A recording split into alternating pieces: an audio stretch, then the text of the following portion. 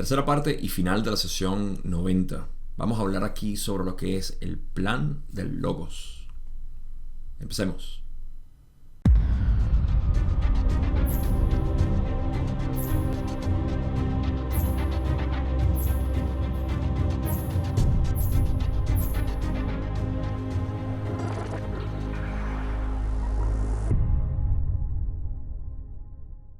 En el episodio pasado hablamos sobre lo que eran ciertas características que el Logos había diseñado para la experiencia de tercera densidad particularmente, lo cual iba a influenciar, por supuesto, el resto de las otras densidades, porque en tercera densidad es donde se crea la experiencia de evolución a futuro.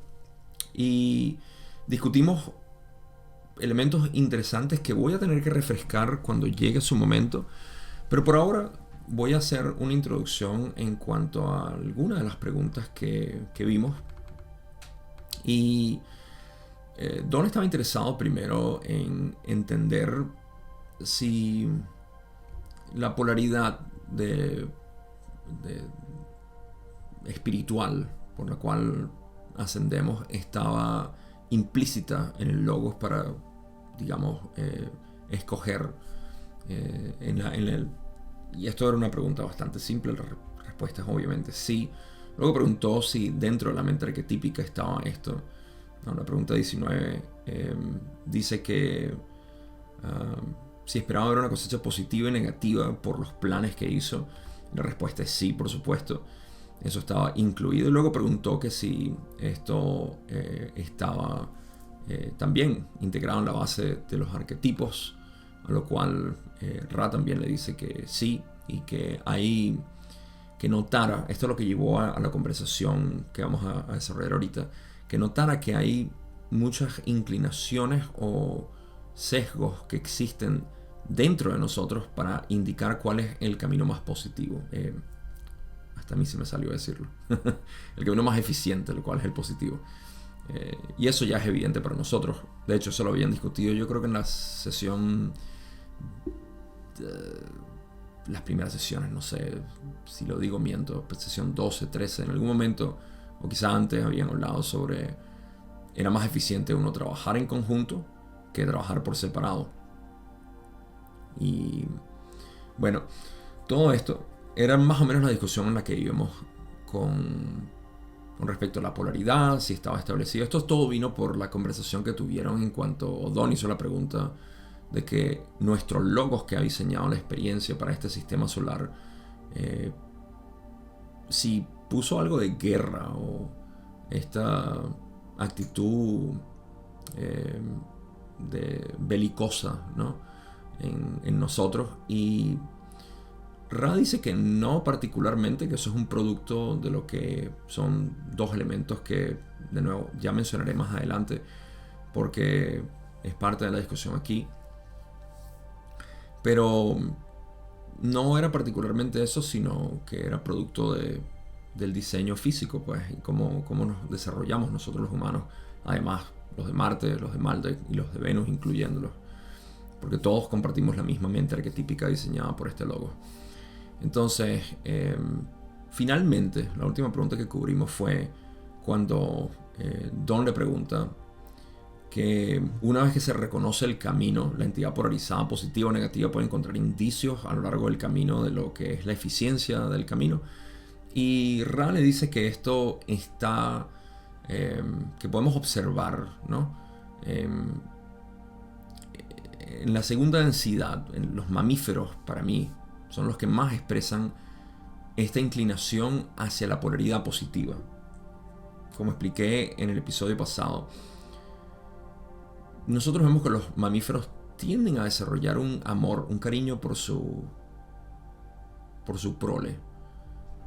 Y eso es algo que no existe en otros animales.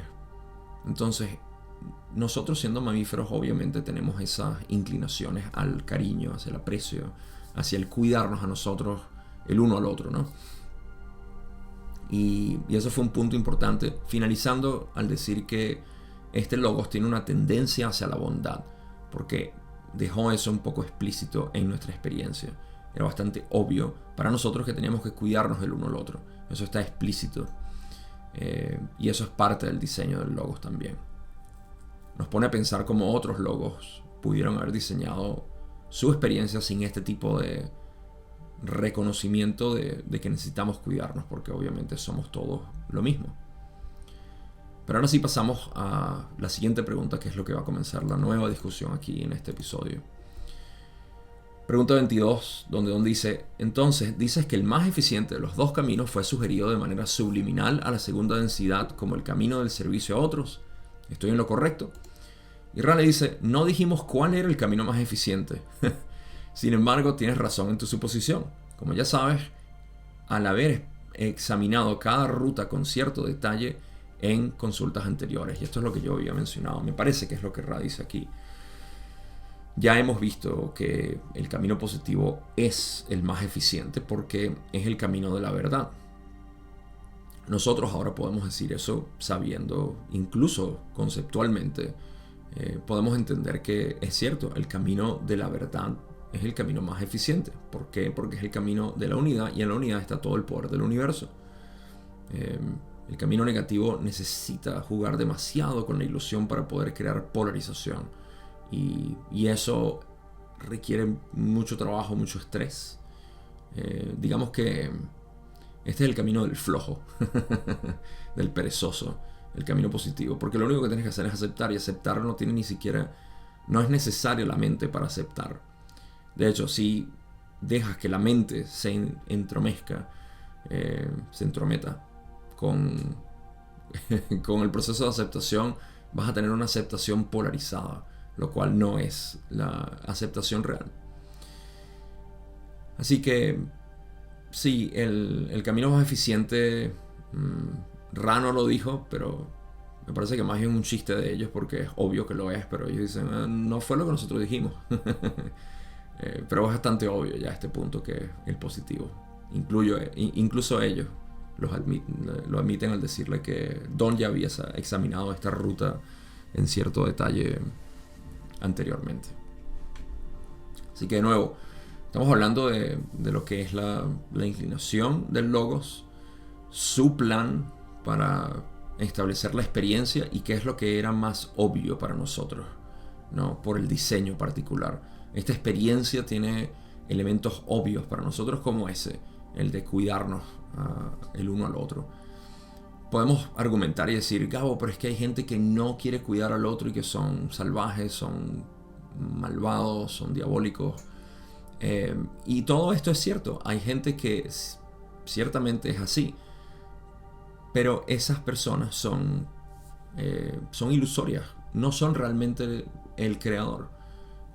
Están creyéndose algo distinto, están más bien afectados por el resto de sus paradigmas mentales, de sus problemas, de sus neurosis, y por eso es que son así. Así que no es el ser como tal, aunque el ser puede utilizar eso para polarizarse negativamente y creerse algo estable que eventualmente debe disolverse, pero no, la naturaleza de nosotros, sin ningún tipo de condicionamiento, es el de cuidarnos el uno al otro.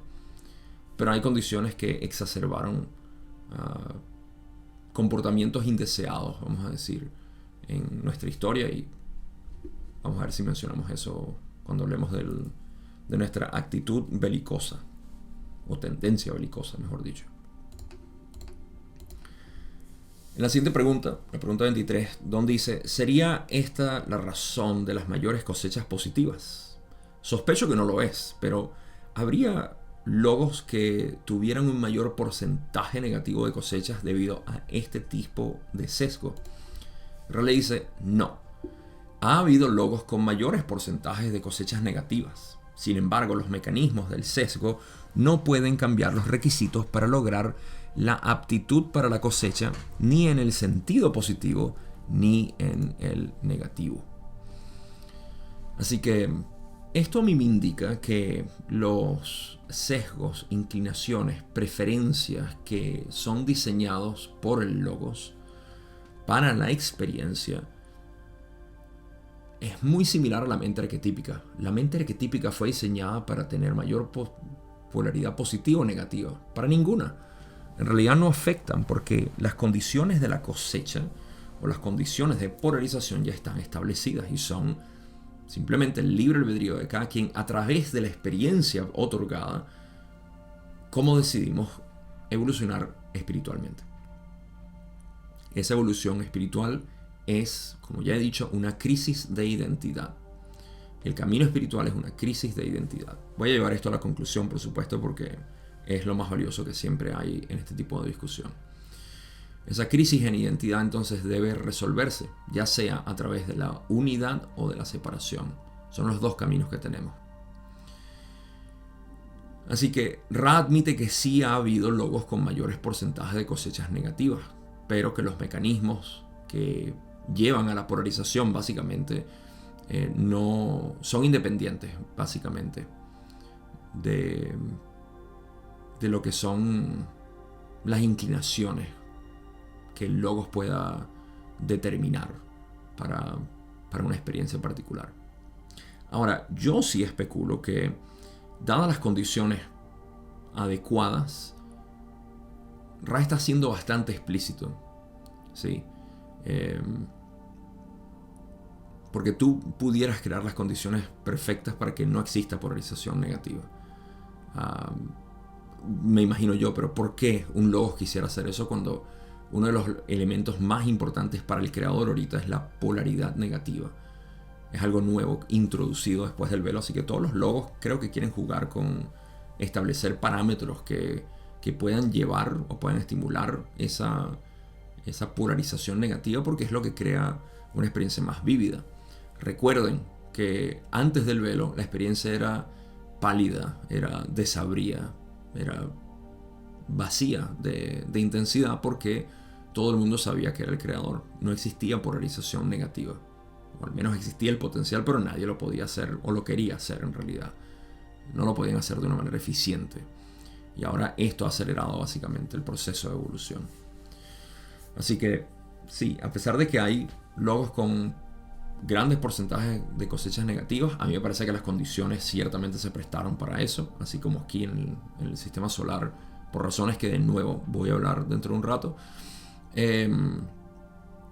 No está incluido básicamente en el diseño del logos como tal, es algo que ocurre por función del libre albedrío de las entidades que están manifestadas. Pero Ra tiene más que decir aquí. Y dicen, hay logos que han ofrecido un fondo neutral contra el cual polarizarse.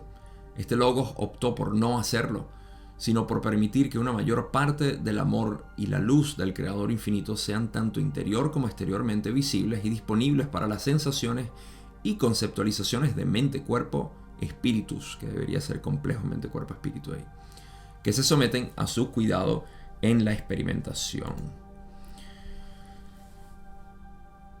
Primero, sabemos que hay logos que han ofrecido un fondo neutral. En pocas palabras, no han creado estas ventanas por las cuales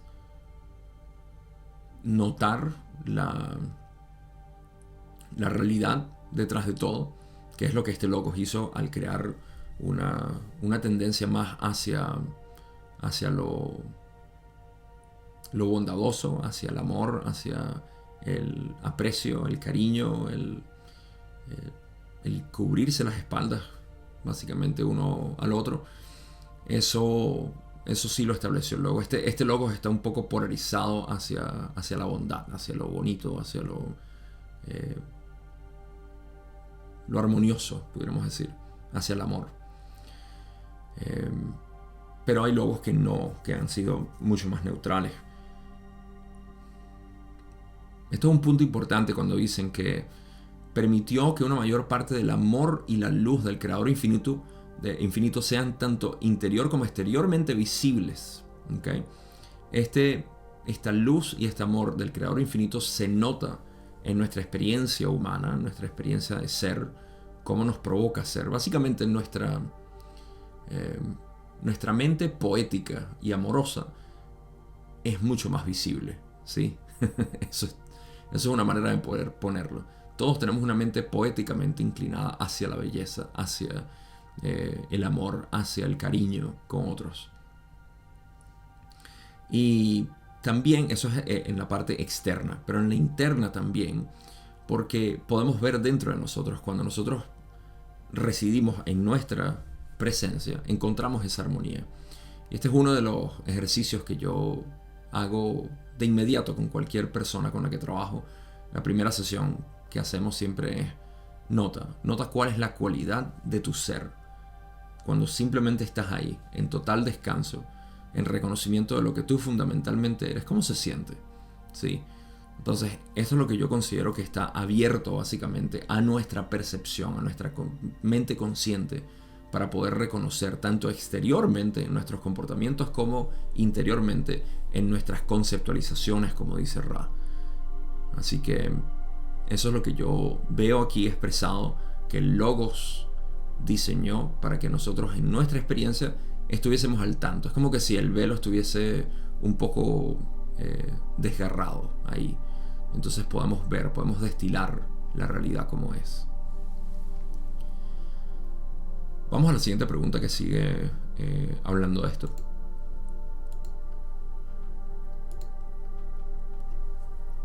Pregunta 24, donde dice: ¿hubo otras circunstancias, sesgos, consecuencias o planes establecidos por el Logos, además de los que hemos discutido para la evolución de sus partes a través de las densidades?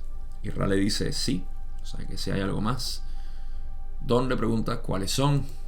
Ra le dice: uno más, es decir, la permeabilidad de las densidades para que haya comunicación de densidad a densidad y de plano a plano o subdensidad a subdensidad.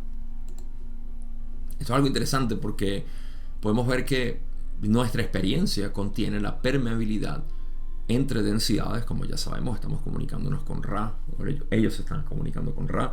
Nos podemos comunicar con Ra telepáticamente si lo deseamos, con otras entidades de otras densidades.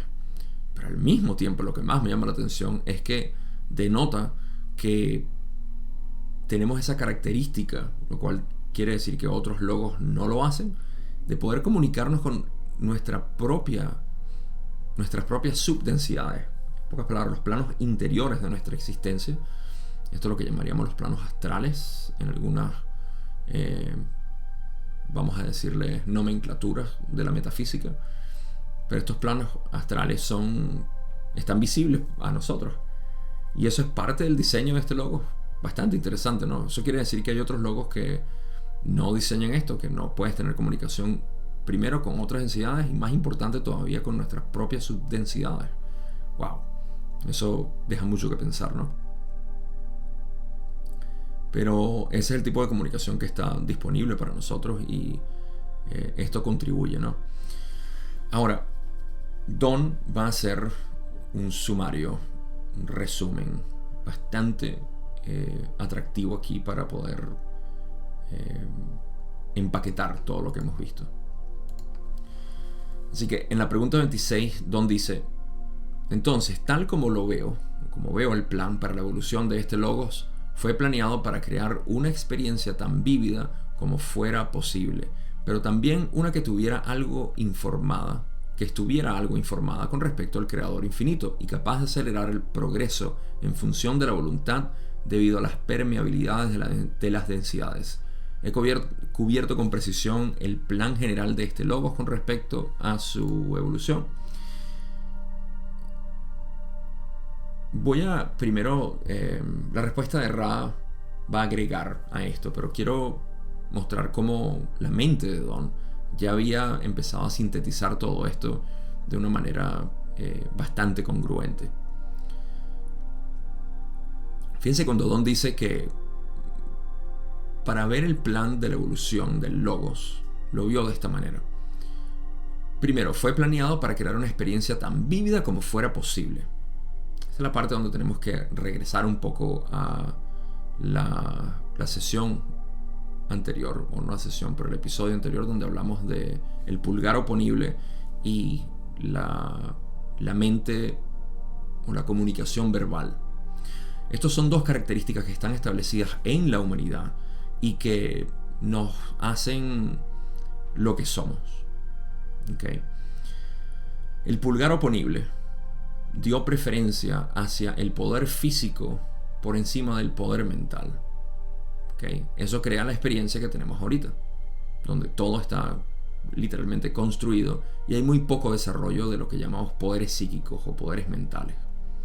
Por el otro lado, tenemos nuestra capacidad de comunicación, nuestro medio de comunicación está diseñado para hacer uso de nuestra voz verbal. Comunicación verbal es la más usada, obviamente, en nuestro planeta, y la preferencia de eso opaca lo que es la posibilidad de comunicarse conceptualmente, o, como Ra dice también, telepatía.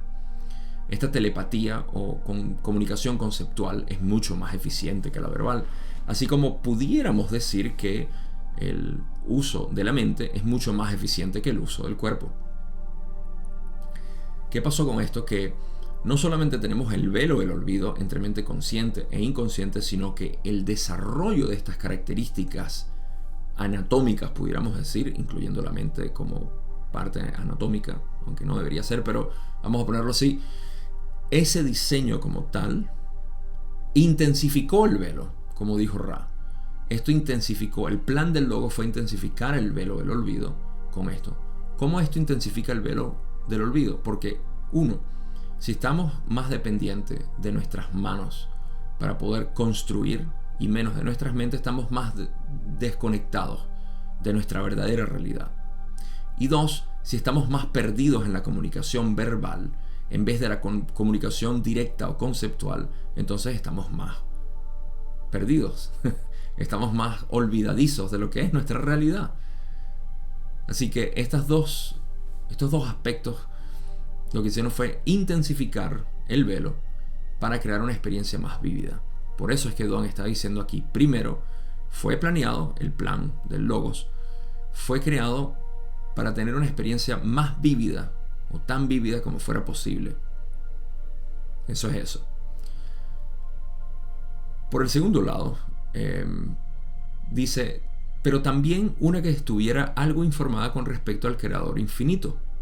Esta es la parte donde Ra le estaba mencionando que tenemos esos rasgos en nuestro ser, de ser bondadosos, de ser cariñosos, de ser amorosos, de cuidarnos.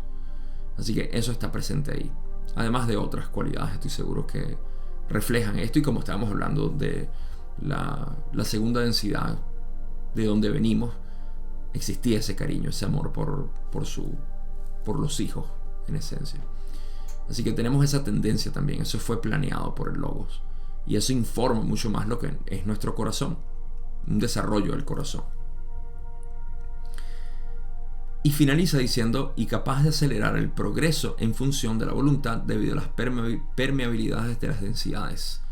Lo cual tiene sentido también, porque ahora está hablando de esto último que Ra mencionó, que son las densidades de conciencia siendo permeables básicamente para nosotros. Así que eso acelera el progreso porque tenemos una comunicación con partes más profundas de nuestro ser. Esta mente colectiva cósmica que somos está más disponible gracias a que está permeable a las densidades. Así que pequeños huecos que quedaron ahí para nosotros poder experimentarlos y vivirlos. Y es parte del diseño del logo. Así que todo eso es excelente. Pero Ra agrega lo siguiente.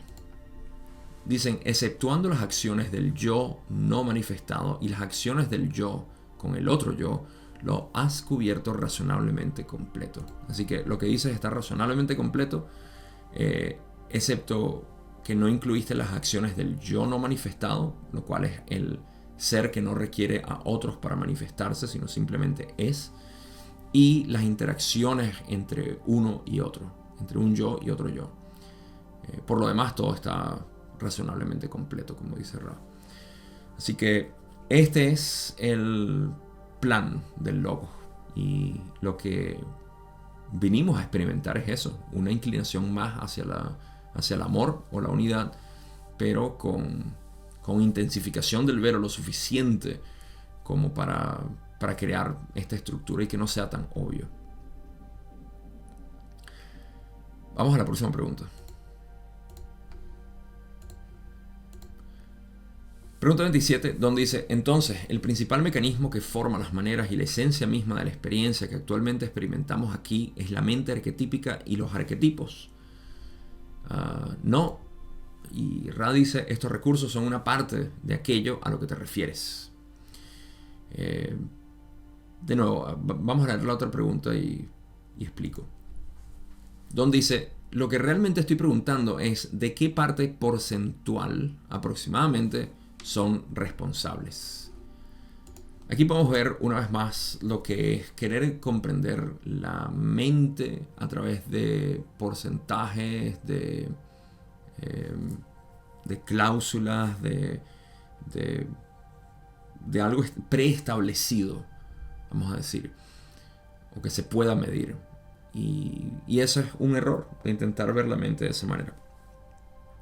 Cuando Don pregunta anteriormente si el principal mecanismo que forma las maneras y la esencia misma de la experiencia es la mente arquetípica y los arquetipos, pone a la mente arquetípica como base de la experiencia, como que esa es la base. Y ahí es donde estamos un poco desviados, si lo vemos de esa manera. Pero ¿qué dice Ra aquí para explicar? Dicen, te pedimos una vez más que consideres que la mente arquetípica es parte de la mente profunda. Hay varias porciones de esta mente, o en esta mente. La mente puede servir como un recurso. Llamar a la mente arquetípica la base de la experiencia es simplificar demasiado las actividades del complejo mente-cuerpo-espíritu. Trabajar con tu consulta sobre porcentajes es, por lo tanto, lo suficientemente engañoso en cualquier forma de respuesta directa que te pediremos que vuelvas a hacer tu pregunta. Así que es bastante obvio lo que dice Ra aquí, así que vamos a desmenuzarlo.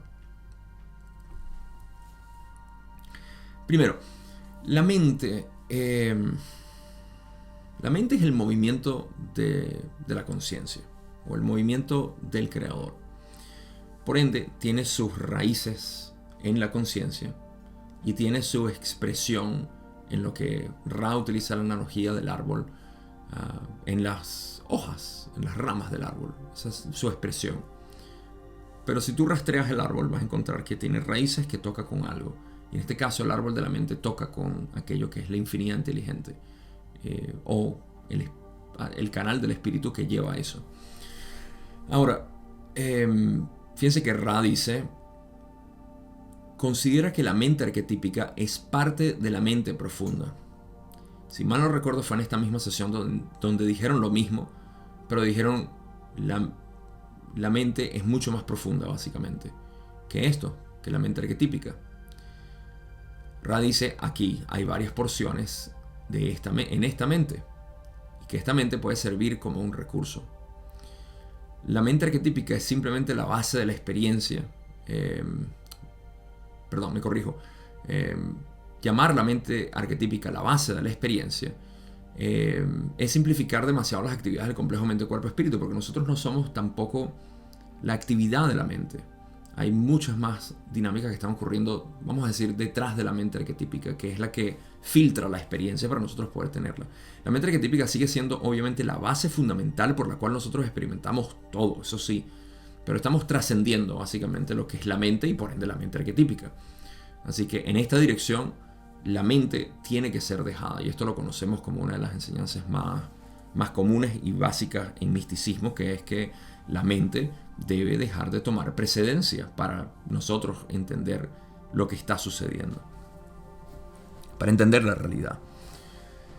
Entonces, por eso dicen que trabajar con esa consulta que Don hace sobre porcentajes es extremadamente engañoso para ellos producir una respuesta directa que sea veraz, ¿no? que sea representativa de la verdad. No hay manera de hacerlo. Pero es un buen recordatorio aquí notar eso, que la mente es profunda y sus estudios son fascinantes, pero hay un momento en el cual hay que dejar la mente ir, porque ya no es útil para el paso final que queremos dar de disolución total con la infinidad inteligente. Y esto no es una experiencia de la cual no hay un retorno. Esto es simplemente lo que llamamos meditación. Sé que sonó como que Gabo está hablando de cuando estemos en la séptima de ansiedad como complejo de memoria social. No, estoy hablando ahorita mismo. Tú puedes entrar en esa disolución total de la mente, en la infinidad inteligente que es ser. Ahorita mismo lo puedes hacer. Ocurre, no hay nada fantástico, no explotan fuegos artificiales por tu cabeza. Simplemente es una sensación increíblemente satisfactoria. Y todos la podemos experimentar aquí y ahora, sin preparación, simplemente con reconocer. Así que ese es el final, básicamente. Pero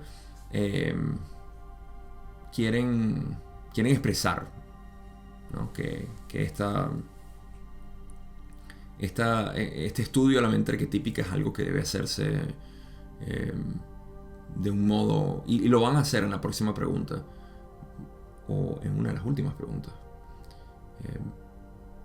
pero ese es el énfasis aquí, ¿no? Es decir, hay varias porciones en esta mente. La mente puede servir como un recurso, y lo es. Nosotros no podemos saber nada que no sea a través de la mente, estoy hablando de la creación, pero sí podemos saber quiénes somos sin la mente. De hecho, es la única manera que lo podemos saber.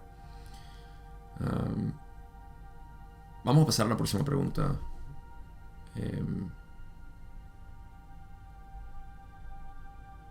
Esta pregunta es muy interesante y voy a poder hacer una síntesis aquí. Así que vamos a eso.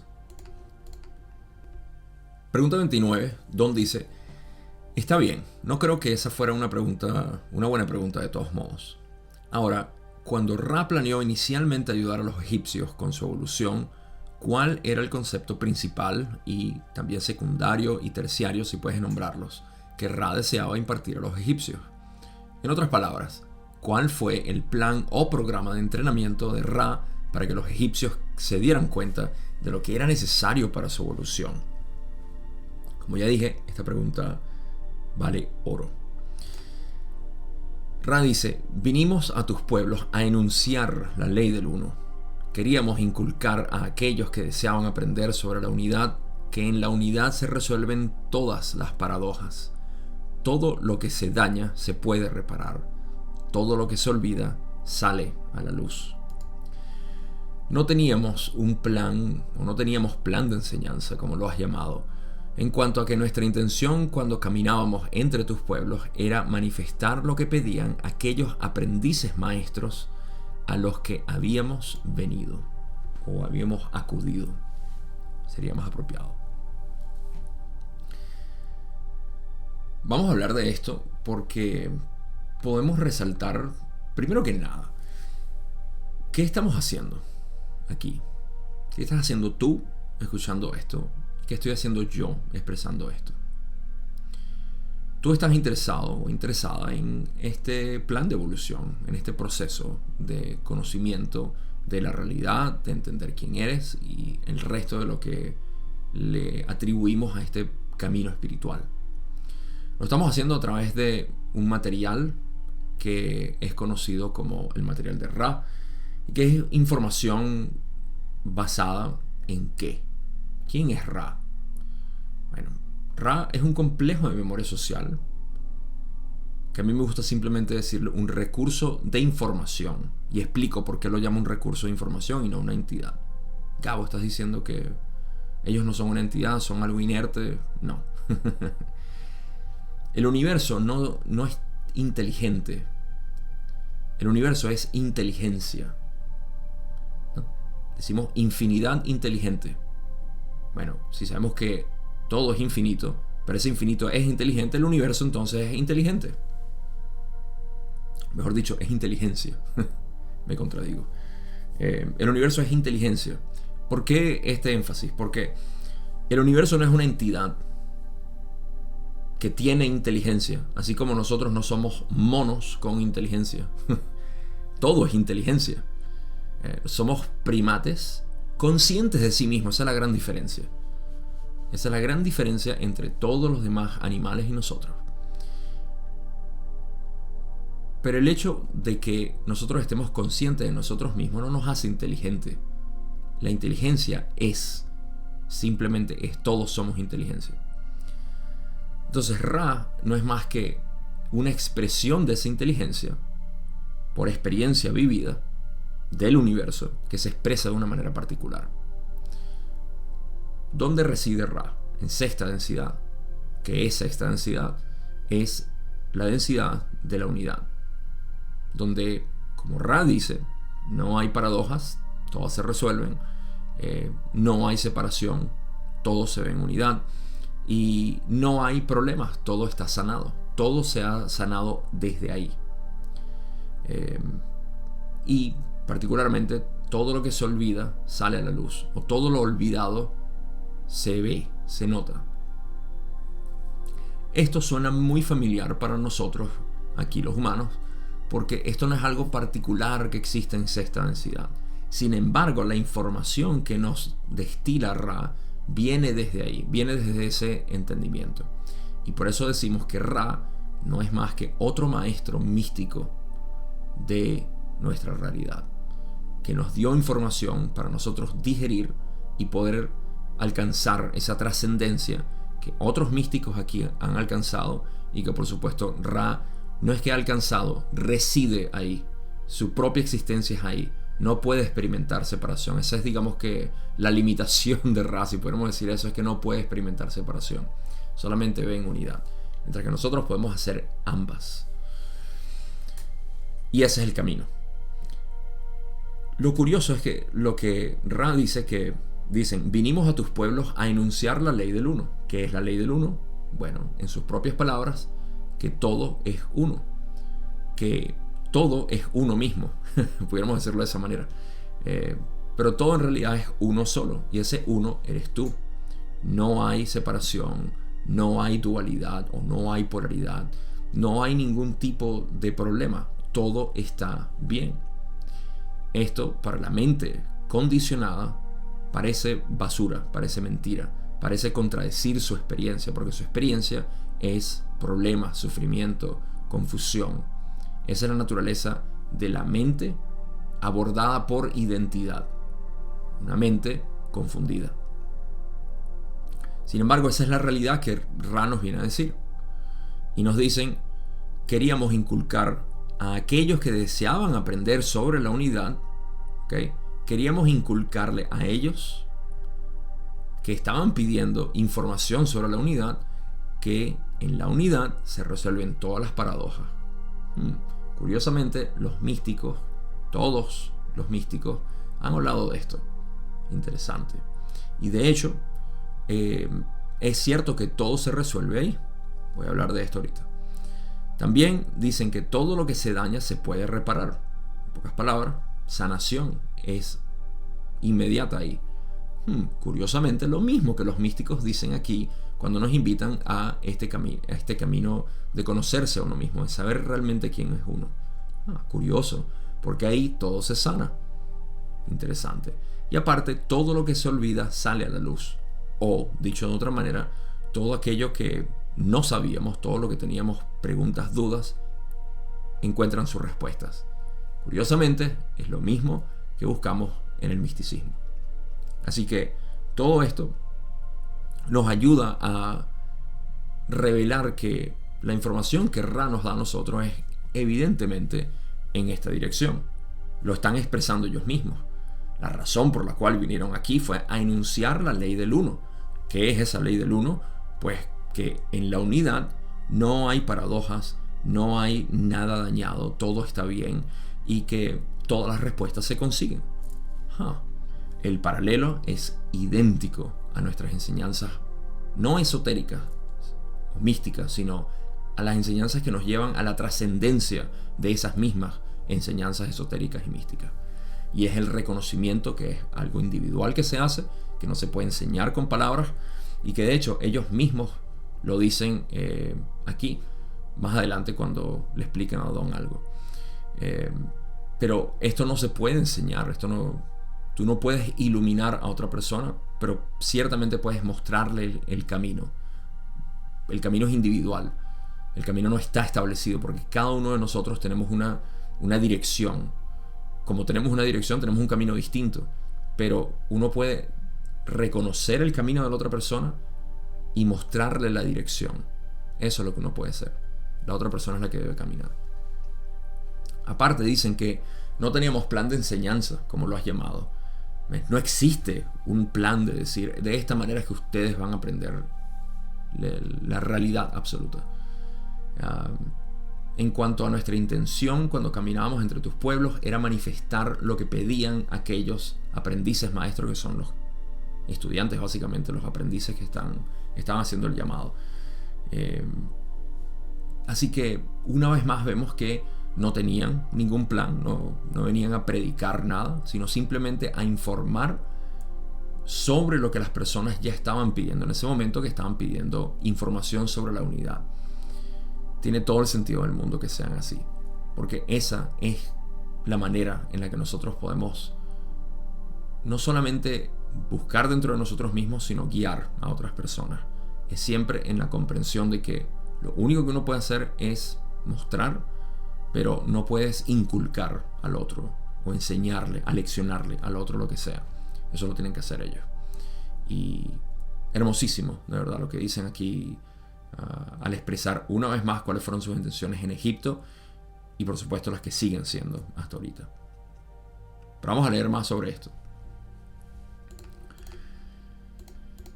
Luego de eso dicen, somos conscientes de que esta línea particular de consulta, es decir, la naturaleza y la arquitectura de la mente arquetípica, ha hecho que el interrogador intente, sin éxito en su propia mente, determinar la importancia relativa de estos conceptos.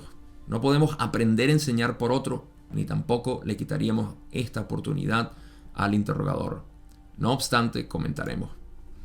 Esta es la parte donde digo que Ra enfatiza eso de que no podemos aprender a enseñar o a leccionar a otro, ni tampoco le quitaríamos la oportunidad de poder hacerlo a Don, al interrogador. Así que aquí el primer párrafo, la primera parte del párrafo es diciendo en esencia, estamos conscientes de que tus preguntas son para intentar entender la mente arquetípica y que lo estás haciendo pero sin éxito y por eso estás preguntando lo que haces, pero no podemos enseñarte así. Ya hemos hablado de esto antes. Ellos preferían que simplemente se le hicieran observaciones y ellos comentarían. Por eso es que dicen aquí que también van a comentar, si bien no pueden enseñarte literalmente lo que es. ¿Qué dice Raki? Dicen, el adepto ya ha trabajado mucho, no solo dentro de los centros energéticos rojo, naranja, amarillo y verde, sino ya en la apertura del azul y el índigo. Hasta este punto, los arquetipos funcionan como la gran base o pedestal de una estructura o estatua construida, manteniendo el complejo mental viable, nivelado y disponible como recurso, siempre que pueda ser evocado. Hay un punto en el que el adepto emprende su trabajo. Este es el punto en el que es útil una consideración clara y consciente de la mente arquetípica. Ahora describen lo que es el adepto, que ya ha hecho un trabajo mínimo de balance en los centros energéticos y ha llevado esa energía hacia el corazón, el chakra de la garganta o la garganta y el centro del rayo índigo, que es el tercer ojo. Este trabajo es como describen al adepto. Ahora, hasta este punto, los arquetipos han funcionado como una base o pedestal. Han ayudado a crear básicamente este trabajo, como cualquier otro tipo de experiencia. Pero ha ayudado a establecer la base del buscador espiritual. En ese momento es que la mente arquetípica, como dicen ellos, hay un punto en el que el adepto emprende su trabajo, cuando empieza a desempeñar su trabajo de buscar la unidad en todas las cosas. En ese punto es que es útil una consideración clara y consciente de la mente arquetípica. Así que, por lo que Ra menciona aquí, es un trabajo avanzado, obviamente para los adeptos que ya tienen una iniciación, por así decir, y que es interesante, una vez más, poder utilizarlo para poder acelerar el proceso de evolución. Pero ciertamente tiene que haberse establecido una base, y esa base, como ya han dicho, es ha trabajado considerablemente el adepto ya a este punto en los centros energéticos inferiores, y el resto que es su especialidad como tal. Vamos a la última pregunta que tenemos por hoy, y hay algo que me da un poco de risa aquí. Pregunta 30, donde dice: tengo una observación sobre el arquetipo 1, hecha por Jim, y solicito un comentario de Ra. Lo leeré. La matriz de la mente es la mente consciente y está sostenida por el poder del espíritu, simbolizado por la estrella, que fluye hacia ella a través de la mente subconsciente. Contiene la voluntad, que está simbolizada por el cetro de poder en la mano del mago. Toda la creación está hecha a través del poder de la voluntad dirigida por la mente consciente del mago, y el pájaro en la jaula representa la ilusión en la que el yo parece estar atrapado. El mago representa la masculinidad o el resplandor de ser manifestado como la creación a través de la cual se mueve cada entidad. Así que, Ra, ¿tienes algunos comentarios? No sé por qué pasé a mi cara, pero es raro que queremos leer. Ra dice: como este instrumento se está cansando un poco, no comenzaremos esta extensa discusión. Solicitamos que esta serie de observaciones se repita al comienzo del próximo trabajo. Sugerimos que cada concepto se discuta por separado, o, si es apropiado, que un par de conceptos se relacionen entre sí dentro del complejo de conceptos. Este es un trabajo lento, pero hará que la construcción final de los conceptos complejos conceptuales se logre con mayor facilidad. Si hubiésemos respondido a las observaciones tal como las leíste en este espacio-tiempo, se habría dedicado tanto espacio-tiempo a desenredar varios conceptos como para construir lo que fueron percepciones muy reflexivas. Podemos preguntar si hay alguna consulta breve en este momento. Y la parte que me da risa es que en la sesión pasada, en la sesión 89, Don está haciendo preguntas sobre el origen de Ra en Venus y la evolución del planeta y todo esto. Y al final decide, justo en la última pregunta, que no sabía que era la última pregunta, pasar a la mente arquetípica, que es el tema favorito de Ra. Y Ra le dice como: una lástima que tengamos que irnos, pero sería bueno que repitas esta pregunta después. Y no lo hizo. Y ahora en la última pregunta, viniendo de toda esta investigación, ¿no? Don hablando sobre el logos, el plan, el diseño, y llevándolo a esta parte de la mente arquetípica, y al final, cuando hace una pregunta sólida con respecto al estudio de la mente arquetípica con el tarot, Ra dice: otra vez nos tenemos que ir. Así que curioso que en 2 sesiones seguidas haya pasado eso y, bueno, se haya limitado la exploración de la mente arquetípica. Ahora, un par de cosas. Lo primero, recordarles que yo no soy un estudiante de la mente arquetípica, mucho menos del tarot, así que mis reflexiones sobre las ilustraciones en el tarot son bastante nulas. Lo único que puedo mencionar de lo que Jim dijo fue que él menciona la estrella como el espíritu, pero yo recuerdo que Ra dijo que no utilizáramos la estrella en esa carta particular porque, o de repente lo dicen más adelante, quizá me estoy equivocando, lo dicen más adelante. Sí, me corrijo ahí, yo pensé que lo habían dicho antes, creo, pero el punto es que el espíritu no es eso sí lo puedo decir. La estrella la eliminan del tarot porque tiene influencia astrológica y no tiene que ver con la mente arquetípica según lo describe Ra. Así que bueno, eso. Y nada, sí, ellos sí mencionan. Bueno, no tengo más nada que mencionar. Me parece que hay muchas cosas que Jim dice que son chéveres, me gustan, pero no tengo nada que mencionar ahí porque no tengo comentarios sobre cada una de las simbologías de la carta. Lo único que puedo mencionar aquí es que dijeron una vez más que discutamos estudiamos cada concepto por separado o en pares, como ya los conocemos. Esto ya lo hemos hablado antes. Y que bueno, que es un trabajo lento, pero que es lo que va a lograr construir básicamente un entendimiento del de los complejos conceptuales.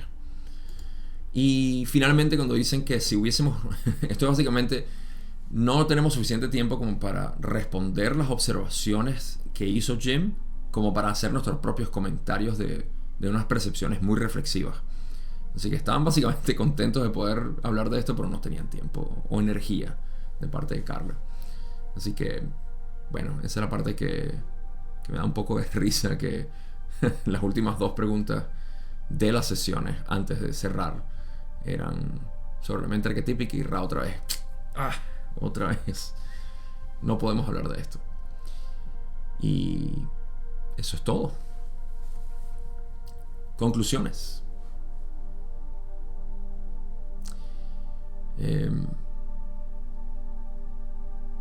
Dije que iba a hablar sobre algo que precisamente acabo de grabar un video que ya habrás visto.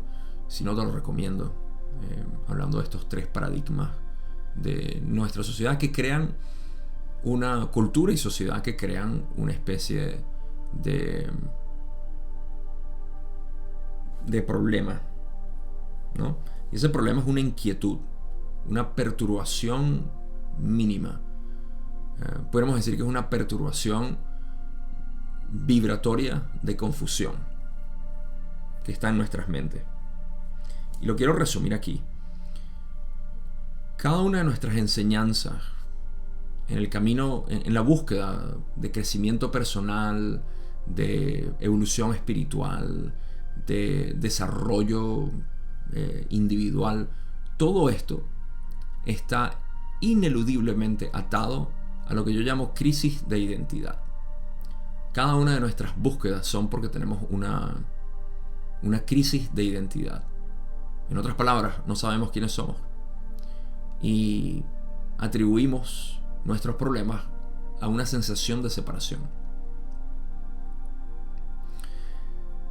La razón por la cual tenemos esta inquietud es porque los paradigmas por los cuales construimos nuestra sociedad y por ende el condicionamiento de nuestra mente siempre ha tenido presente algo que necesita ser trascendido a través de un conocimiento interno.